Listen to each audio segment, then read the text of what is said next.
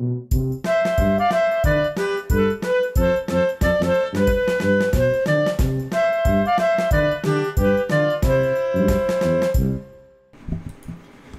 Bob and Mandy here, and welcome to List Play.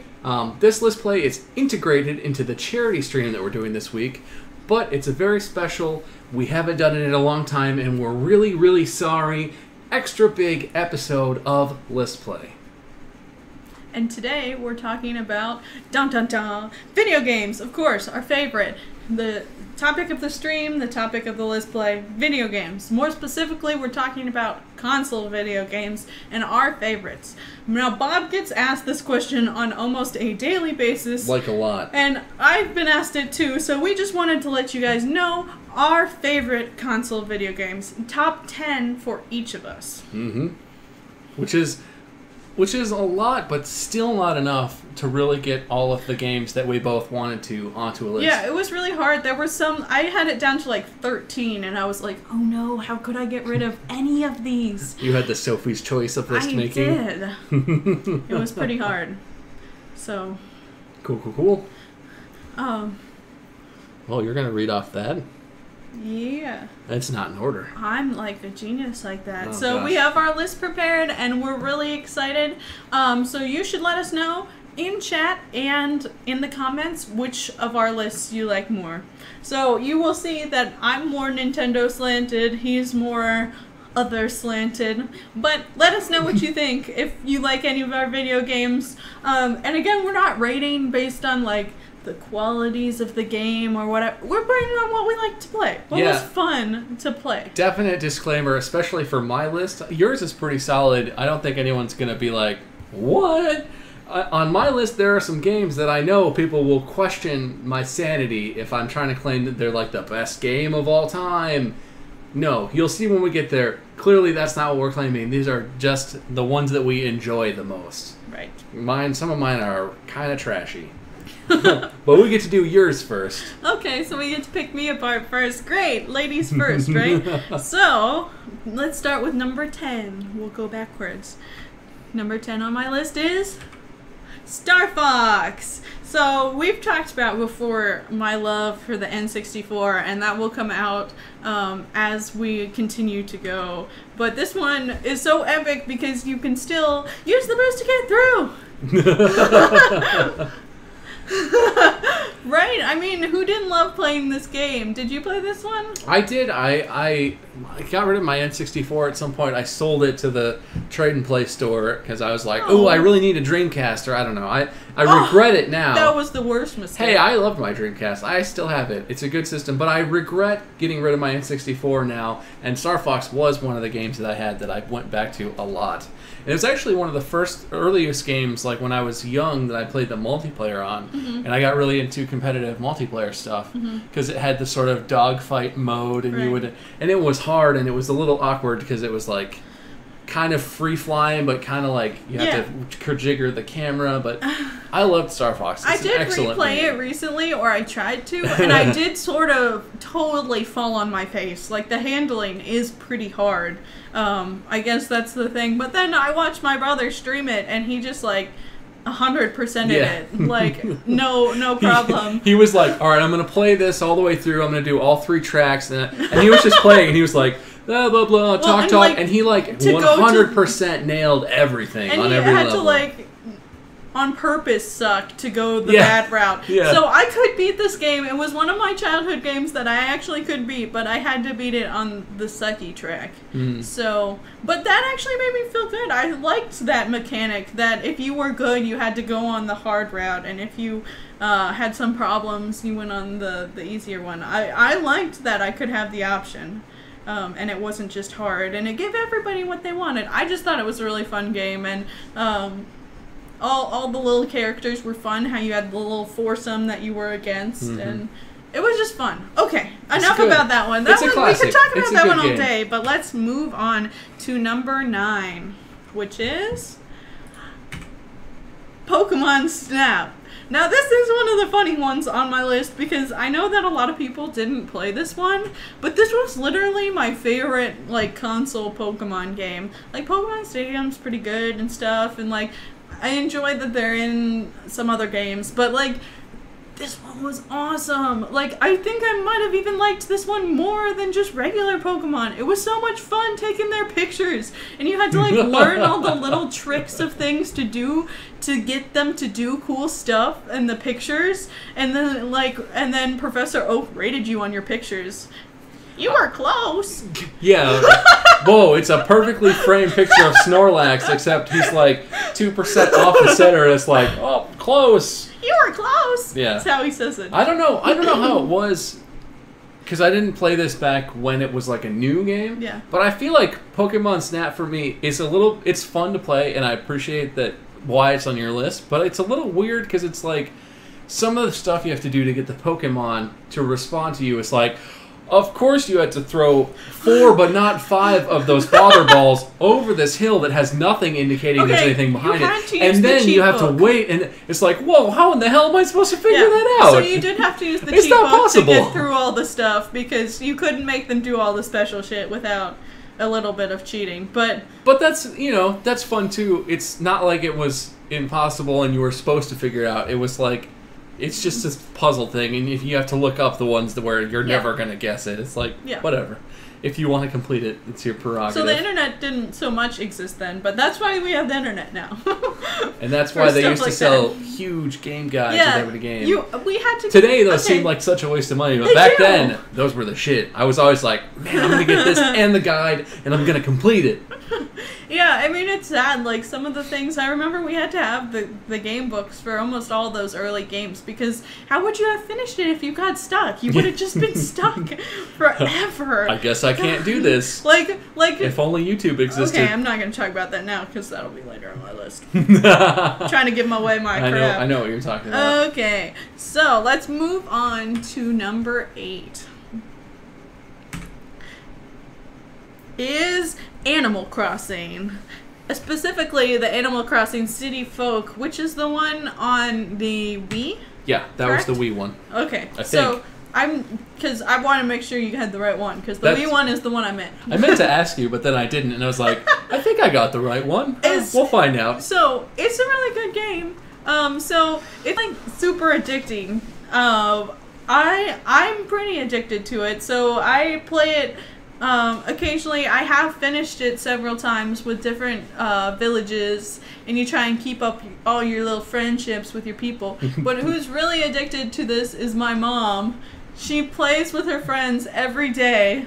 Actually every day, and she's won the game like way a long time ago, and she has like a complete museum, which if you guys have done it's freaking impossible. Okay, so the complete fossils, she'll be mad if I say complete museum, because she can't catch some of the things. Like all this time if you played the game where you shake the trees and the bees fall down and you have to like run around quickly and get the net, she can't do that, and she's really, really mad about it. But she can do everything else. It's just really fun that you have, like, you can change your house and you can decorate it with all this stuff. It's just like a really complete overall game that there's a lot going on that you can like keep up with it, and it's like, it's not like you finish it and that's the game. It's one of those that draws you in, and it's sort of like Minecraft where you create your own little universe and you stay in forever. I don't have a lot of experience with City Folk, but I do remember the first time I played the GameCube one, which was the first one, or maybe it wasn't. But the first time I ever played it, my friend and I put it in, and we were like, what in the hell is the point? Why would I want to get this seashell for this person, and they don't give me anything? Well, and we played it. We ended up playing it for like 14 hours straight. Because that was back in, it was like summer when I was in like early high school or late middle school. Yeah. And so it was just one summer night, and we put it on because like his little brother had got it or something, and we were just like, what the hell is it? And then 14 hours later, we were like, okay, we need to go to sleep now, probably. And it's a really interesting game because it's kind of like The Sims, but it really is unique. It's more different than The Sims. Well, and then sometimes it's raining, and when it's raining, you can catch big fish. So you have to like get on when it's raining at the right time of day to get stuff. It's really fun, and if you stay up late and you can catch the big bugs in the summer, it's fun. I don't know. And, it is. And you can get different things part of the year, and they have events. it's just fun. It's one of those addicting. games that's it's got a lasting value. There's always more stuff to do. Like, even though your mom has put so many hours in and she's got basically everything, there's still some stuff that's like, there's holiday events she can do. She wants to do this one thing that's really impossible that you can only do like one day of the year or whatever. Yeah. Like, there's stuff. It's cool. There's a reason to stay interested, which is rare in a lot of games, especially new games these days, it seems like. Okay, we should move on. I'm going too slow. Yeah, we got time. Ready? Okay, so now number 7. Oh, technical difficulties. There it is. Is Mario Galaxy. The first one, not the second one. The second one didn't quite make the list. I mean, the but second one's basically exactly the same. It is, and that's why it's not as good to me, because the first one... Well, and the second one's also harder, which I couldn't do a lot of it. Well, you did. made me You did mad. it. You I did mean, it I eventually. beat both games, but Yeah. I didn't complete either one to completion. So Mario Galaxy is just really fun. I thought it was a cool new age. A lot of the puzzles are really interesting, the way they brought it into the 3 dimensions with the galaxy aspect without being too hokey. I thought that it was really fun, and it was also doable, which is an important thing to me because I'm not like a super hardcore play really hard games person. It was fun. It was, and I didn't play a lot. I definitely didn't play as much as you did, but it felt interesting. I get that it's really sort of just a 3D platformer, right? I mean, it's at the base, it's not that different from Super Mario 64, technically, but it just feels different. Like, it feels polished, and the jumping from the little planets to puzzles are planets. different. It's just cool. It's a fun game. I completely agree with that. Number 7. Okay, so moving on to number 6 is da-da-da. Oh, come on now, computer. Is da-da-da. Don't be like that. It's da-da-da. Zelda! And which Zelda? Ocarina of Time, of course. What a great high-res picture I found there, huh? I know! You're welcome, from Such a 1998 pro. or whenever that game launched. Yeah. So, Ocarina of Time is my favorite Zelda by far. I've played a lot of the other ones, but Ocarina of Time was my favorite mostly because of the ocarina. So I'm such a music nerd, but so like what one is it? Windward, where you use the conducting. Wind Waker? Yeah. Windward? Ha. Okay, that's another game. Yeah, Wind Waker. With the magical dragon boat. Yes, I know. Okay, so Wind Waker, where you do it's not as fun to me, and it was also a pain in the ass with the controls for me. But the ocarina was so awesome because you had to learn how to do the little songs, and then there were such memorable songs. Like, my parents were saying, like, kids still play them on the piano all the time. This just like made a huge impact in the music community somehow through gaming, which is awesome, on top of it being a really cool Zelda game. And I actually did play through this one, which was super fun. Yeah, I mean, I don't think anyone in the gaming world could argue this is not like one of the best games that's ever been made. It's one of the best Zeldas, and it, people might nitpick and say like, well, but Wind Waker or like Twilight Princess had the whatever. It's Twilight Princess, It's an excellent game. I couldn't get out of the fucking castle at the beginning. I'm just saying, I was so lost for so long. You gotta buy that guidebook. Okay. The $25 guidebook that they have on the shelf next. Okay, we even used the internet, and it took us a really long time to get out of it. Us doing it together. But yeah, that's my favorite Zelda game. Definitely. Okay, moving on to number 5. Super Paper Mario! So, I haven't heard much hoopla about this game, but I think it's like literally one of the funnest ones that I've played recently. I mean, I guess it ended up on my list, so you would know that. But I've played through this one like 3 times. You played the crap out of it. You played it to completion. Didn't you beat the 100-level dungeon thing even? Yes. The like ridiculous dungeon that. Yes, Yeah. I like 100%ed this game. Yeah. It's really fun. So those of you who don't know, so the traditional Paper Mario games are all 2-dimensional type things. So this one, you press a button and you see things in 3D. So the world is 2D, but you can also have things in 3D. So they're 3-dimensional puzzles, really. And so, like, if you can't get out of something, sometimes if you flip to 3D, you can, etc., etc. And this one was just really fun. It has a really cool story about... I love the story and all the characters. Yeah, they're really all- memorable characters. All of the characters that you have to battle and everything, you have cool interactions with.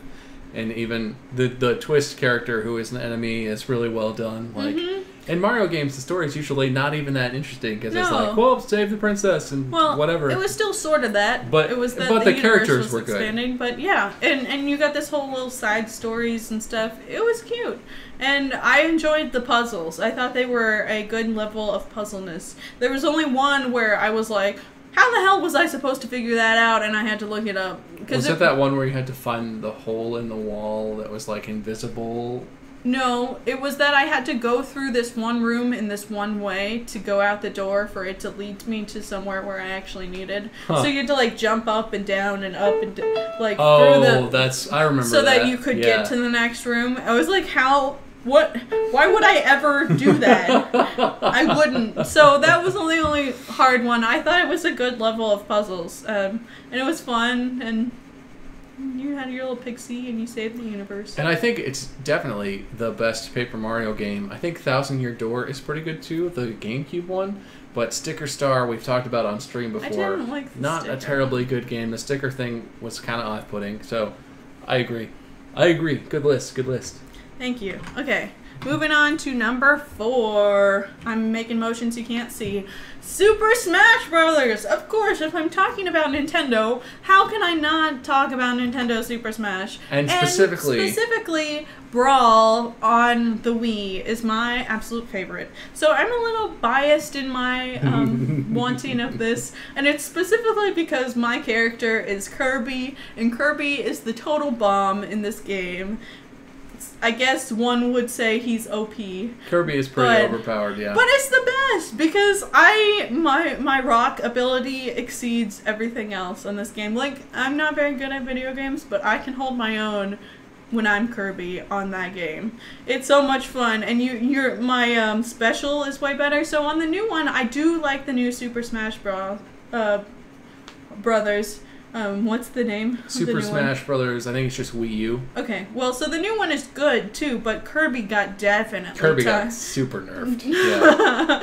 down. So I sort of can't do it anymore, and I'm like, well, now I have to find a new character. Kirby's always been my thing. Yeah. Well, and the story of that brawl was really actually quite fun. I know the point is the brawls, but the story was really fun, and we played through it together, which was extra fun.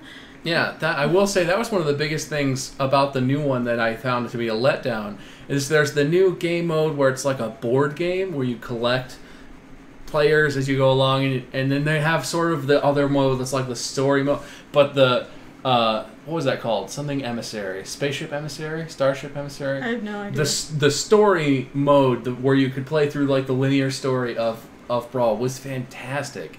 And it was basically just a random series of Brawl matches, but it was just like worth playing. And like, you it had was to fun. play the different characters as you went along. Yeah. Like when you died, you were a new character. When you spawned, it was just and it had fun. It had some choke points where like we couldn't beat it and we had to try, but it wasn't like overly hard because you had to sometimes you had to use characters you were completely unfamiliar with. Good with. But it was just really good. Yeah. It was. It's my favorite. Nothing wrong with. You all might. There's nothing wrong with the Wii U one, but the Brawl one just had some specific advantages, favorite. I think. Definitely.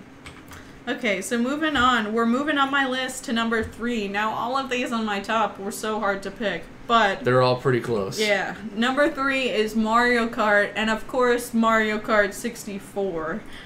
Okay, so 64 was my favorite. I remember this one is just childhood to me. Playing with my siblings and beating all the cups and doing all these, like, there were not very many,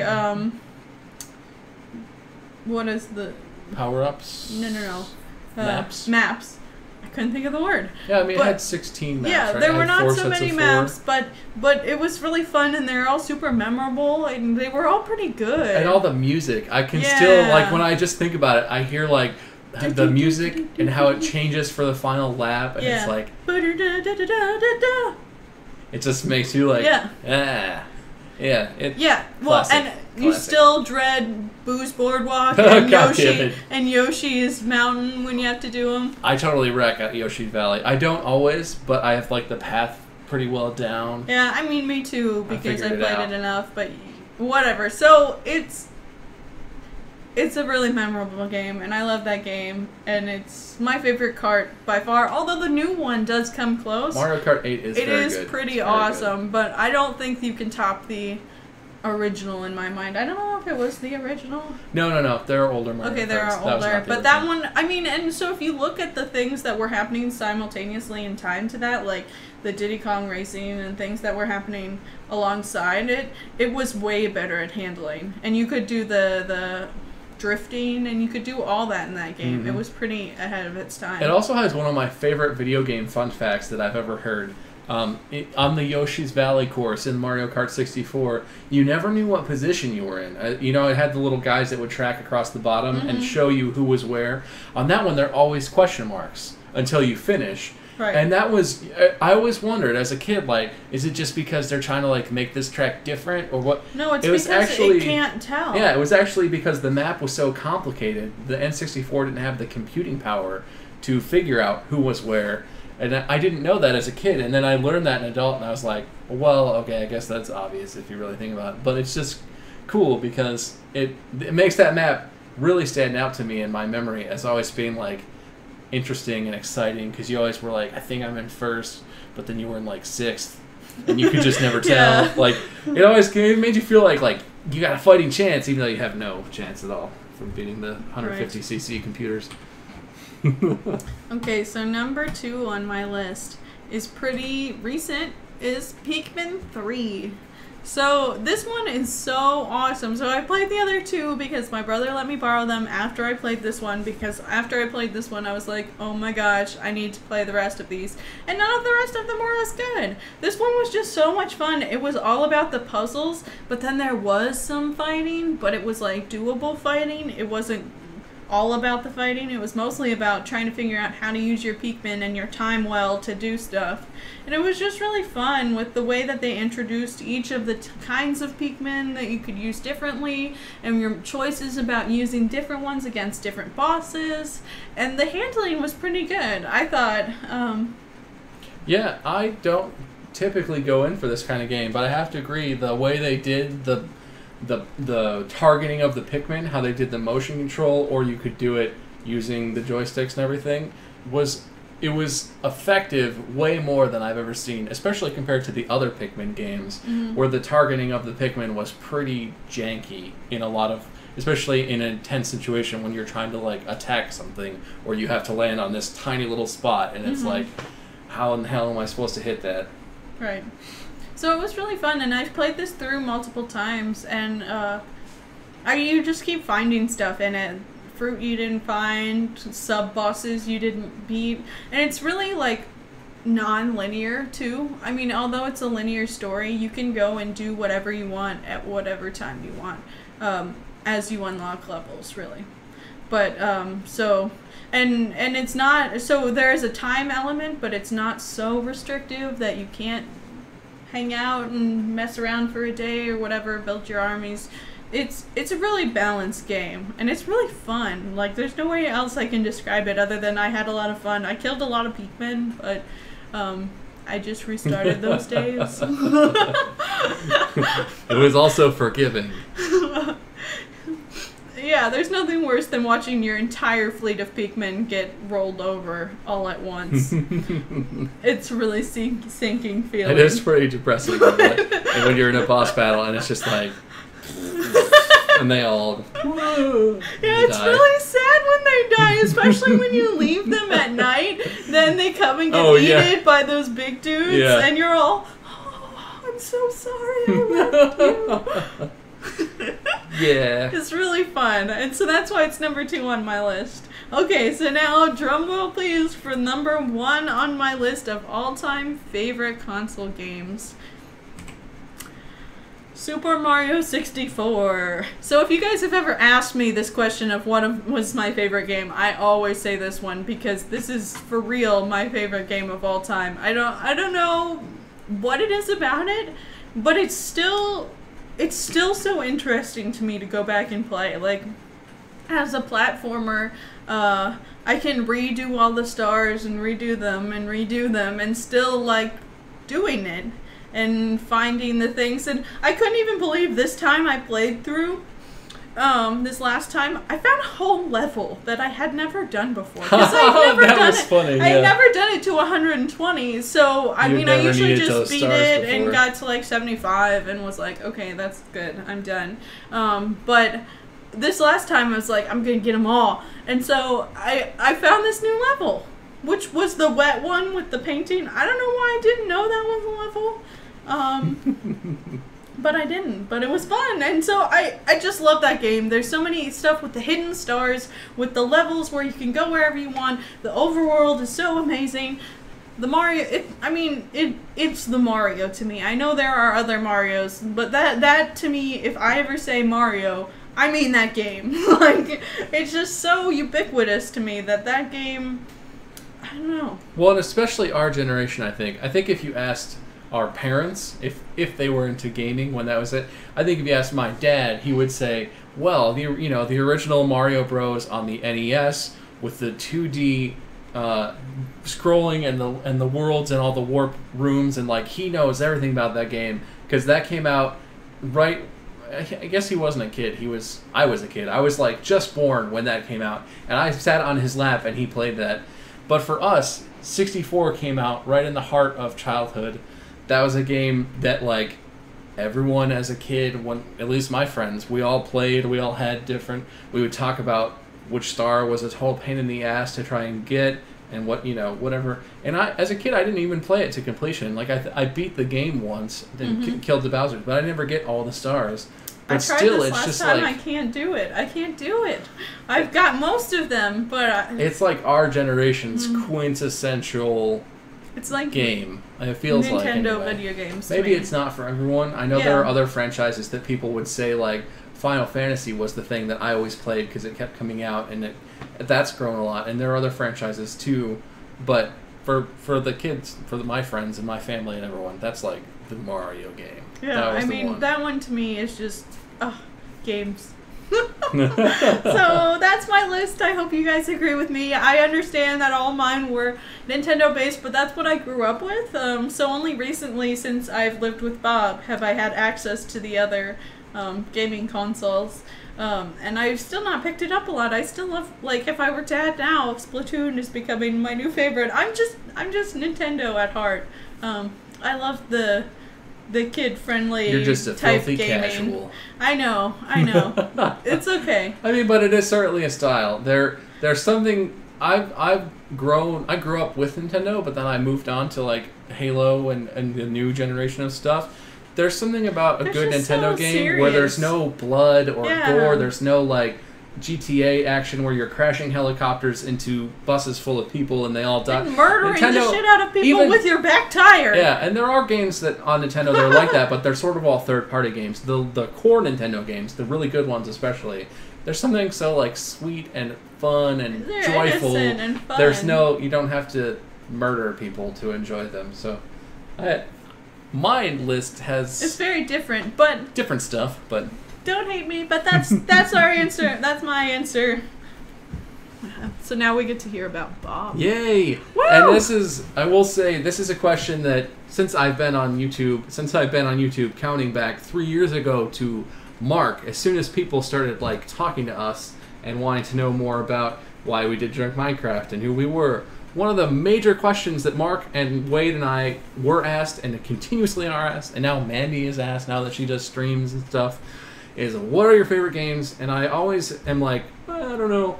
And this is definitely not... He gives a different answer every time. I do. His solution on to that. purpose. Every time someone asks me my favorite game, I say a different game than I said last time because I really can't narrow it down, and I'd have to hedge. This list is not definite. I could just as easily come up with 7 or 8 new games. Well, not new games, but other games that could be on this list. So I like it, but I still have... If I really thought about it, I could probably switch it all around.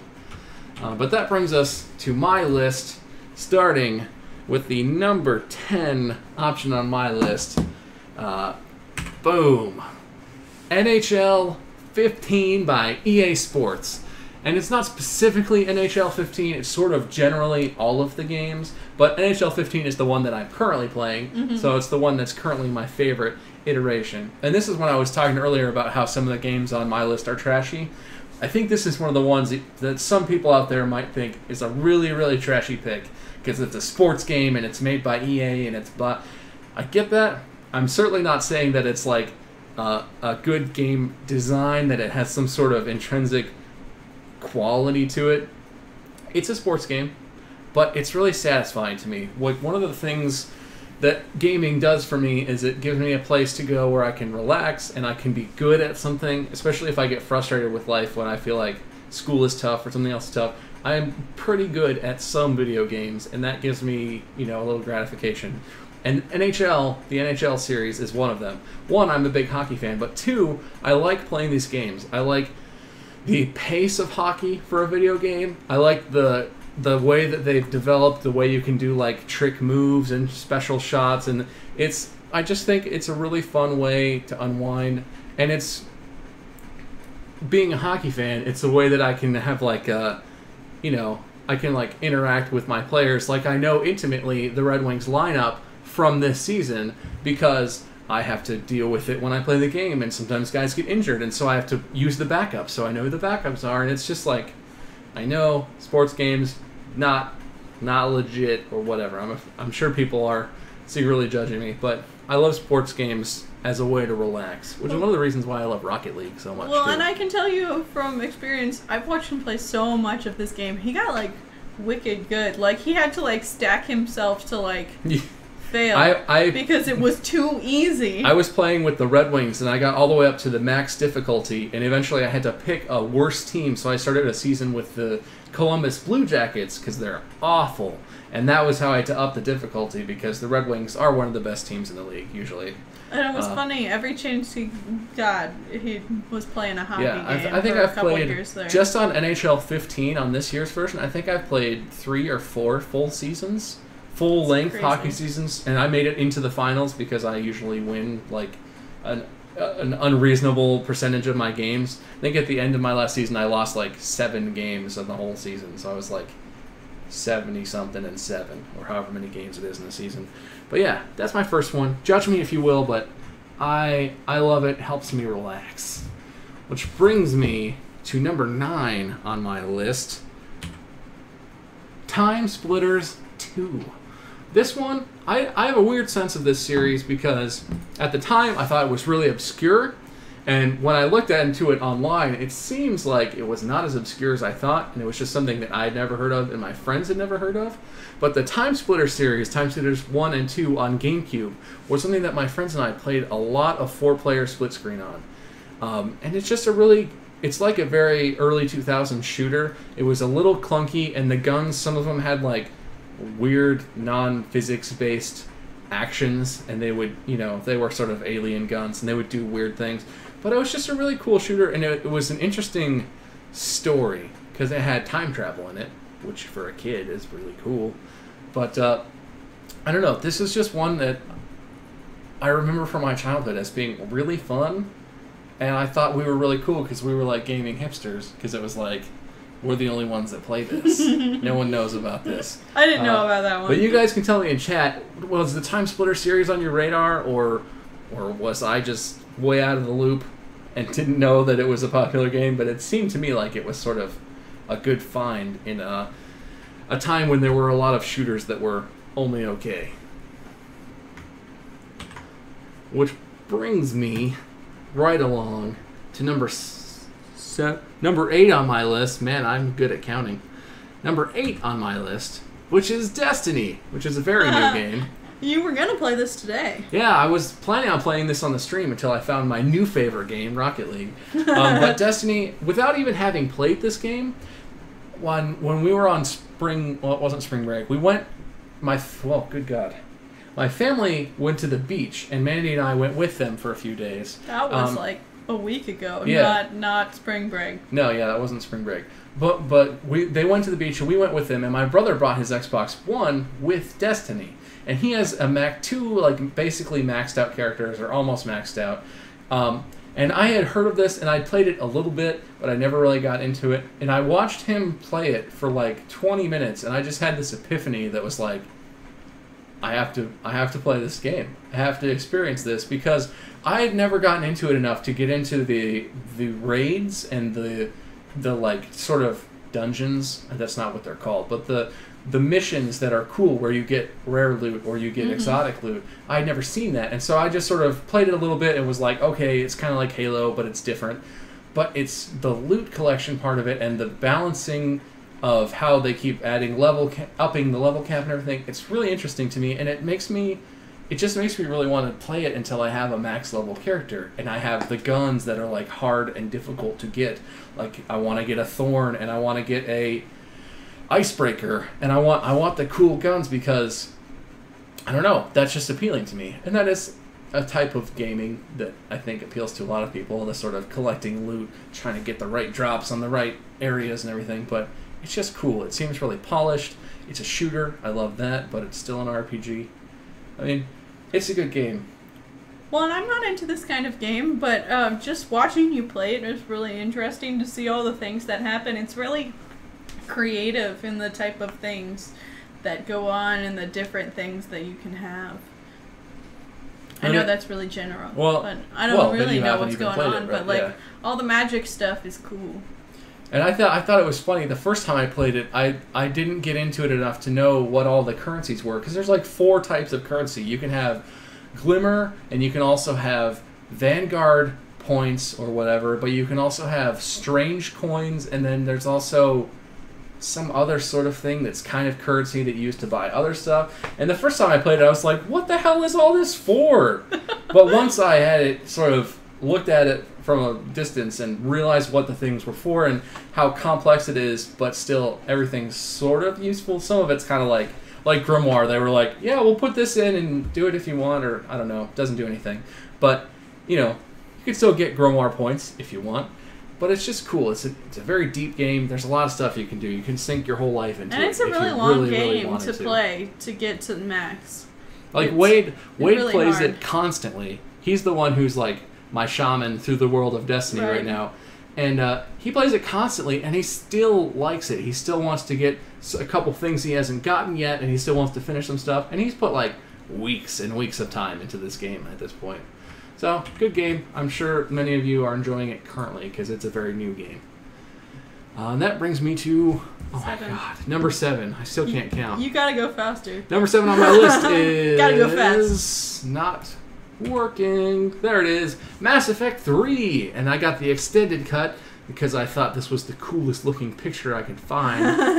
But Mass Effect 3 is a good game. And I don't know, it's hard to argue which of the 3 Mass Effects are the best. I think I enjoyed 3 the best, and it's hard to say why. Maybe because the mechanics were more polished or the gameplay was more fluid or something. I felt like sometimes in the first 2 the actual combat was like a little clunky, but I don't know. There's not a good reason that I have for picking this one. The whole series is pretty awesome, and I know the ending to Mass Effect 3 was a little controversial and kind of a letdown, and then they released the extended cut, and it's not like the perfect game. Maybe they could have made some different choices, but it's certainly a great, fun game. And again, it's a shooter with RPG aspects. Apparently, that's my go-to genre for my favorite games. Mm-hmm.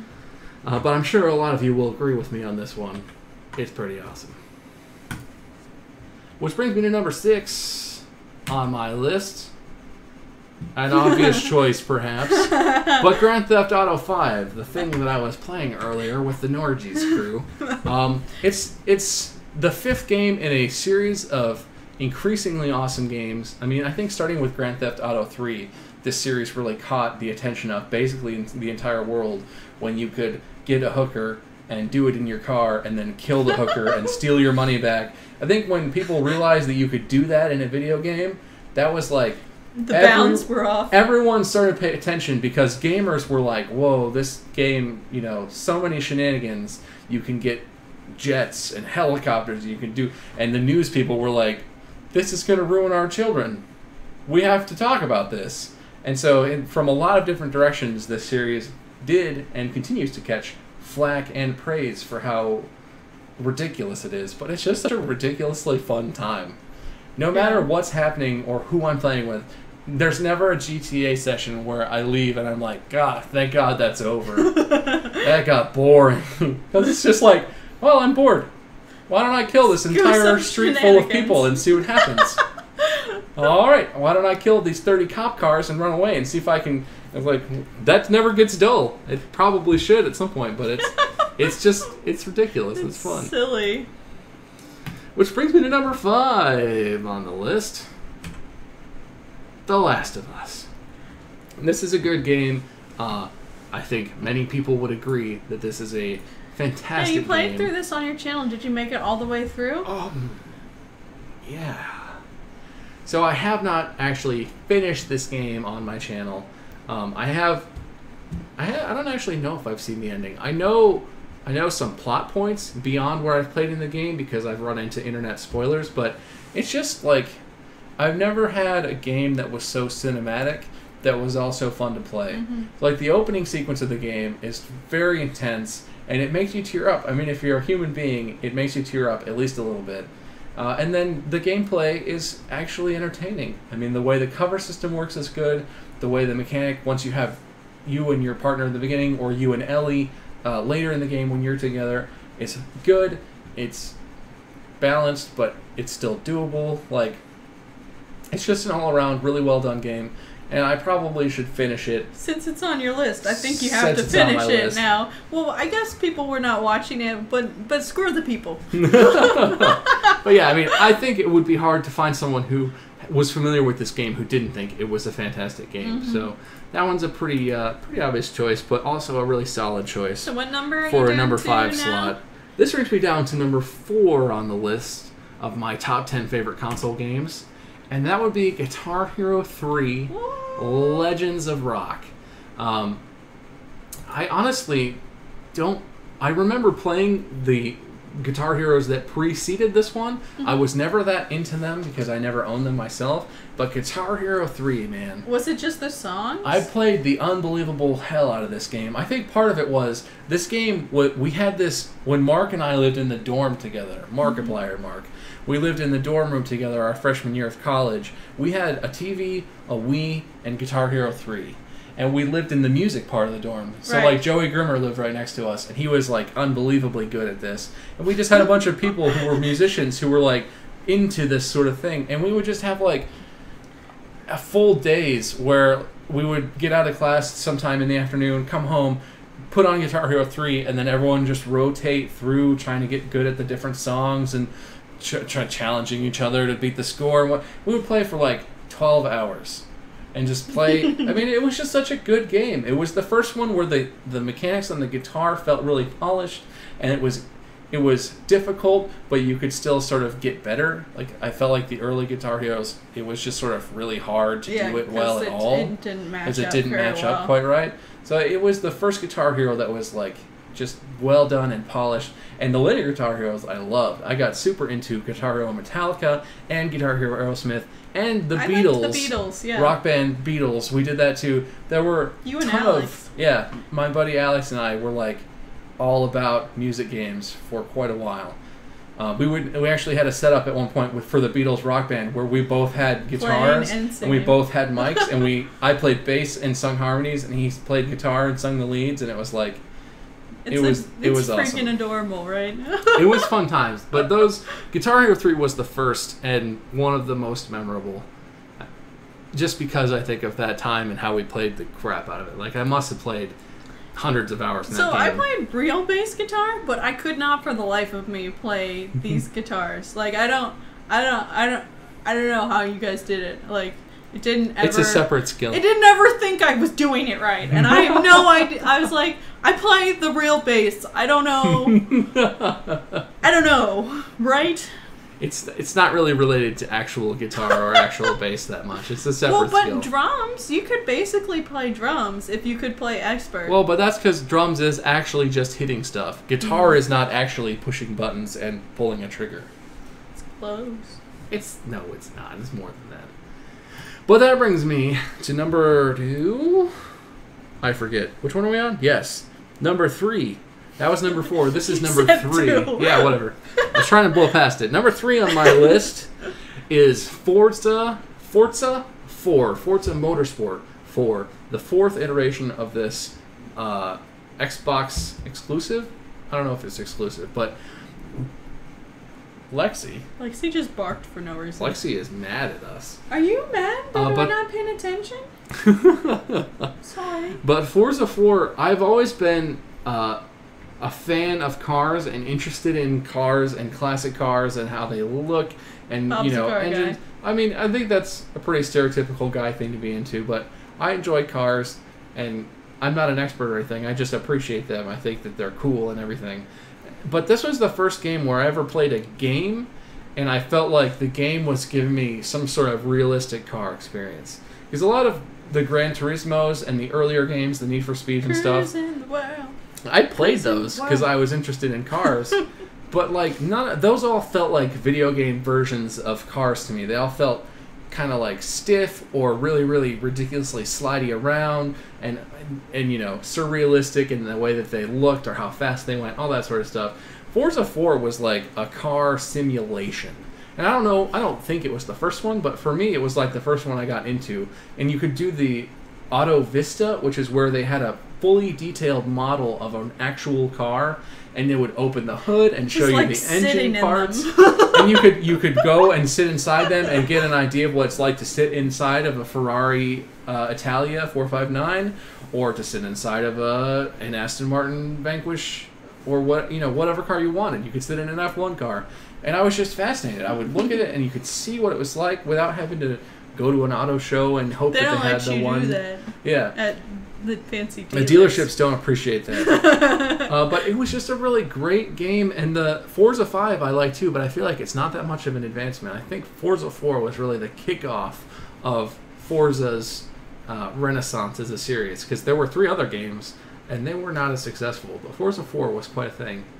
And Forza 5 partnered with Top Gear, which was cool, but now they don't do that but anymore. off topic. Yeah, well, oops. Because of a fight. That's Which- a funny story. Which brings us to number 2 on my list. Call of Duty 4 Modern Warfare. This is the other one that I'm afraid people are going to be really judgmental about, because it is kind of a trashy game just because it's related to the Call of Duty franchise, which at this point is sort of a joke in a lot of circles because it's so predictable and overdone in a lot of ways. But Call of Duty 4, I hope people agree with me on some level, was such an interesting development in shooters. For me, it was one of the first ones that took shooters away from like, you shoot aliens that have green blood, to a world where it was like you work with teammates who are also people, and you work with real life guns and real life weapons in sort of real life places.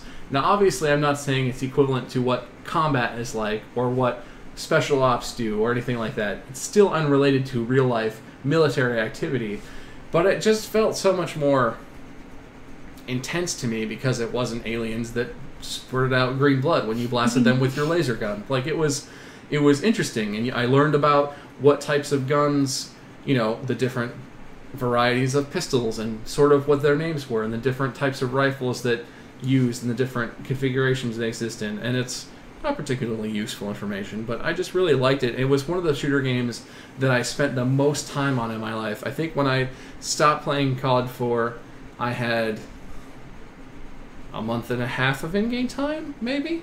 I don't know. But something like 6 to 8 weeks of in-game time just in the online multiplayer, not counting anything else that I did. And that's only on the one account that I play. I played on other people's Xboxes and stuff. So it was just, I get that Call of Duty has kind of got a stigma now, but that one was actually an excellent game. And it was, the Call of Duties that preceded it were also excellent games in their own rights, some of them more than others. So now we're down to the wire. We're down to number 1 on his list. The moment everyone has been waiting for. This is the money shot. Number 1 on my list of the top 10, my top 10 favorite console games, is Halo. I would have never guessed that Halo would have been your number 1. Really? I've never seen you play Halo I've played, in my life. I have played some Halo games in front of you, but yeah, not a lot. But specifically, Halo Combat Evolved, the first one that launched on the original Xbox in, I don't even remember what year it launched. Sometime in my mid to late childhood. But I remember this game distinctly because at one point we got an Xbox for Christmas, and we had to buy an RF adapter where you plug the 3 cables into the cable plug, because we had an old TV that had like clickety-clackety buttons on the front, and you had to turn it on to channel 3 to play the video games, because it was that kind of TV. But I just remember I hooked this in, and I started doing the beginning stuff where it configures if you want inverted look, and you look around and you walk around, and I had never played a console first-person shooter that was quite like that, because I had played shooters before. But that one with the 2 joystick control and the way the Xbox controller worked, and I think a lot of people hopefully feel this way. It was a unique experience, and Halo, they haven't revolutionized themselves a lot. The Halo games are still pretty similar in some ways to the older Halo games, but that game was just like enthralling. The story was interesting. You were in different environments. You were on different planets. You were in alien battle cruisers. You did all kinds of cool stuff. The guns were interesting because you had human, sort of generic, standard human weapons, but then you had a very interesting set of alien stuff, and it was just, I don't know, it was a great game, and it kicked off what is now a staple series. I think everyone is familiar with Halo as a very large and established shooter series, but that game, I just have a lot of personal memories playing it on that old TV, making sure it was on channel 3, and wiggling the RF thing to try and get some of the static out of the edges of the picture, and I don't know, it's about the nostalgia and what it created in games today. It was a really good game, and it established a direction for a lot of today's games. I mean, even you could say Destiny harkens back to Halo, because Destiny is a Bungie game, and you can feel in it all of the Halo influences that make Destiny part of why it's so great. But yeah, that's my number 1. So those are our lists. We hope you enjoyed it, and don't judge us too much. Yeah, for the trashier picks, just they're nostalgic and we enjoy them. We're not saying that they're better than other games that might be better. But let us know what your favorite console games are in the comments, and let us know how you liked the ones that we talked about, or if there are any parts of them that you liked more or that we didn't mention. Most importantly, let us know whose list is better. I don't know if that's fair, because I'm all Nintendo and you're all the rest, and the internet is the rest. So I'm just gonna get murdered. There's a huge contingent. There's a huge contingent of Nintendo gamers, but not in your YouTube community, because you don't play them. Maybe we'll see. Maybe we'll be surprised. Maybe we'll find out. Maybe this will be a litmus test for our community and how Nintendo fares in our specific little community here. Well, we do want to say really quick before we go that we're really sorry that we've missed the past 3 weeks. We're really glad we got to do Let's Play this week as part of this charity stream, and we hope to see you again next week, because we'll be back on schedule to do a new Let's Play every week. Will we? Are we not next week? I mean, 2 weeks. My sister's getting married, so we're going to be out of town next week. A big family party that we have to go to for her sister's wedding. But when we can, we will be back on schedule. And we will let you guys know if it's canceled or when we'll be back and everything. Yeah, so we might just move it. We'll tweet about it. We'll let you guys know. Try and keep you guys in the loop. Do follow Let's Play Live so you can know what's going on with it. And we'll see you in the next video. How's that? Yeah. You want to say the thing? There you go. Don't forget also, Let's Play shirts are now available in the store. We are not wearing them. But we're not wearing them, but they're in the shop. We did give that away too last time we did Let's Play. We might do that again. Yep, we plan to give more stuff away in the future. Let's Play logoed merchandise of some variety.